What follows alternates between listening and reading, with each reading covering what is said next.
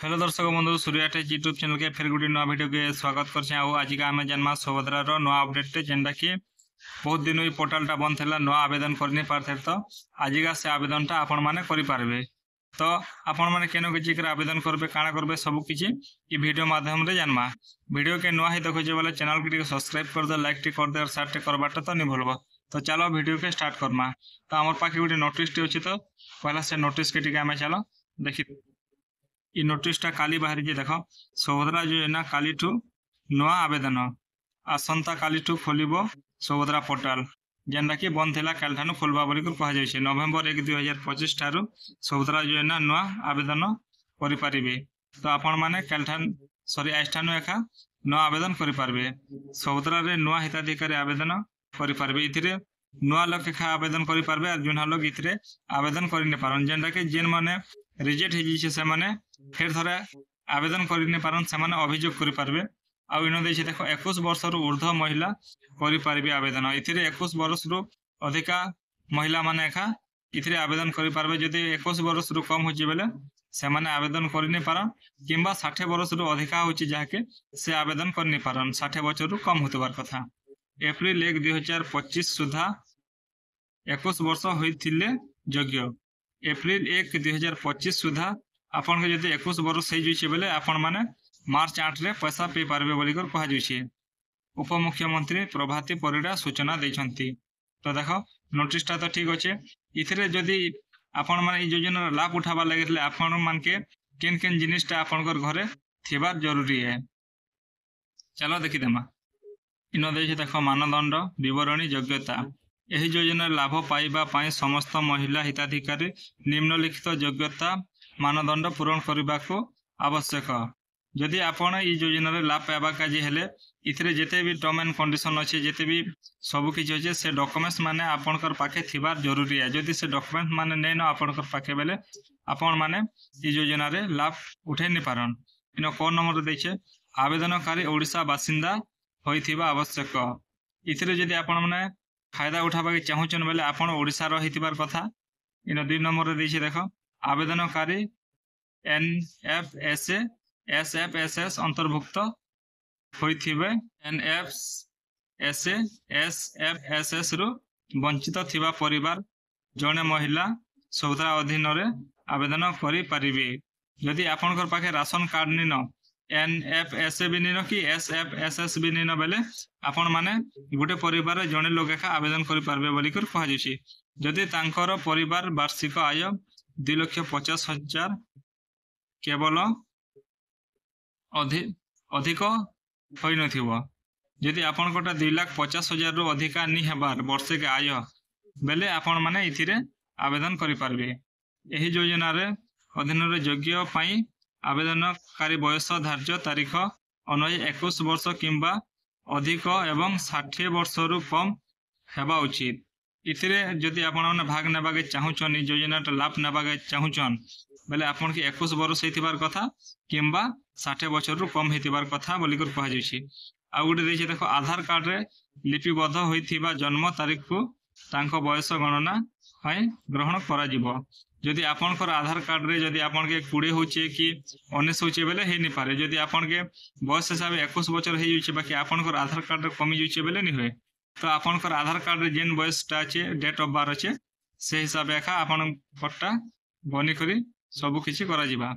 आर्थिक वर्ष 2025-26 पई धार्य तारीख 1/4/2025 रखी सुधा महिला बयस 21 वर्ष किंबा ताटू अधिक एवं 60 वर्ष रु कम हेबा आवश्यकता।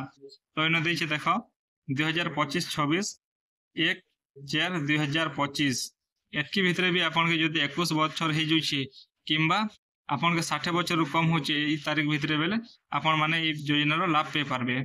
आवेदनकारी जन्म तारीख न देखो 2/4/1965 ठारू 1/4/2004 पर्यंत हेबा उचित। आपण कर जन्म तारीख 1965 मसिया रो आपण करटा 2004 भितरे एका आपण जन्म हेतिबार कथा।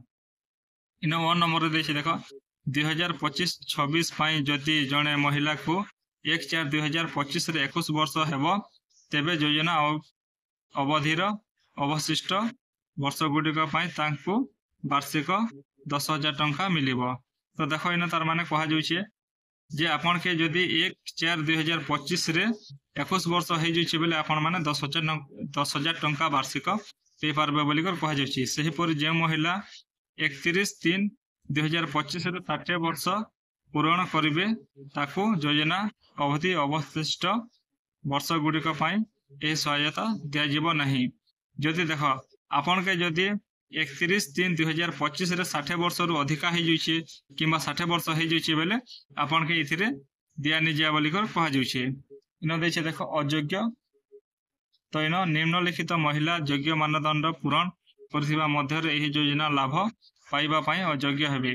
तो आपण माने किन किन जिनिस आपण कर घर जदि अछि बेले आपण माने अयोग्य हेबे। इन एक नंबर देछे देख जे महिला मासक को मोट 1500 टंका किंबा ताठू अधिक किंबा वार्षिक मोट 18,000 टंका बा ताठू अधिक कौनसी राज्य किंबा केंद्र सरकार सहायता यथा पेंशन छात्रवृत्ति इत्यादि ग्रहण करुछि। जदि आपण के जदि 1500 टंका रु अधिका जदि गवर्नमेंट रो पैसा आपण माने पाउछन बेले आपण के ई योजना रे भाग नहीं पारन कि योजना लाभ भी पाई नहीं पारन। इन ख नंबर रे देछि देखो जणे महिला निजे किंबा तांको निज परिवार सदस्य जदि वर्तमान किंबा पूर्वतन संसद किंबा विधानसभा सदस्य होइथिबे। जदि आपण माने कोनसी थरो सरपंच किंबा वार्ड मेंबर जान भी हिथिबे बेले भी वार्ड मेंबर हे तो मिली जिबा सरपंच ले भी मिली जिबा बाकी संसद किंबा एमएलए हिचन बेले नि मिले। इन 2 नंबर देछि आय कर देउथिले जदि आपण इनकम टैक्स बुझौछन बेले आपण माने योग्यता नेसी सबतरा पैसा पाइबा लागे। इन 3 नंबर देछि जे कोनसे सहरांचल स्वास्थ्य शासन संस्था उर्बान लोकल बॉय किंबा पंचायती राज अनुष्ठान निर्वाचित जन प्रतिनिधि होइथिबे केवल वार्ड मेंबर स्थानीय परिषद सदस्य व्यतीत। जदि इन देख जदि आपण सरपंच हिचन बेले भी नहीं पारन पे पारन योजनार लाभटा खाली वार्ड मेंबर एका पे पारबे बोली कर कहा जाइछे। आ इन 4 नंबर देछि देख भारत सरकार किंबा राज्य सरकार अधीन रे थिबा कोनोसी अंडररेट टिकेट बोर्ड स्थानीय संस्था लोकल बॉय संगठन नियंत्रण स्थानीय चुक्ति कर्मचारी भावे नियुक्त किंबा अवसर पर पेंशन ग्रहण करुथिबे। जदि एही योजना रे अन्य समस्त मानदंड पूरण करुथिले तेबे परिश्रमिक ग्रहण करुथिबा समस्त कर्मचारी एवं आउ स्पोर्ट्स एजेंसी मध्य रे नियोजित समस्त कर्मचारी एही योजना अधीन रे योग्य विवेचित हेबे। यदि आपण माने प्राइवेट काम करछन बेले एका पाइबे यदि सरकारी काम करछन बेले इथिरे नै पे पारन। न दे जे देखो 5 नंबर जे कोनसे सरकारी विभाग अंडरटेकिंग बोर्ड भारतीय सरकार किंबा राज्य सरकार मनोनीत प्रतिनिधि थिबे। यदि आपण सरकारी चाकरी करछन बेले इथिरे पे नै पारन सबदरा पैसा बोली कर कहा जछि। आ इन 6 नंबर दे छै देखो ट्रैक्टर मिनी ट्रक छोट वाणिज्य यान एवं अन्य समान हालुका सामग्री जान व्यतीत 4 चकिया मोटर जान मालिक जदि आपण पाखे ट्रैक्टर अच्छे बेले भी आपण सबदरा पैसा कटि जीवा किंबा आपण मिनी ट्रक अच्छे बेले भी कटि जीवा किंबा आपण घर जदि 4 चकिया अच्छे बेले भी आपण इथिरे योजना रे लाभटा पे नहीं पारन। आवेदनकारी परिवार रे जलसेचित जमी परिमाण 5 एकड़ रु अधिक और अण जलसेचित जमी परिमाण 10 एकड़ रु अधिक होइतिले।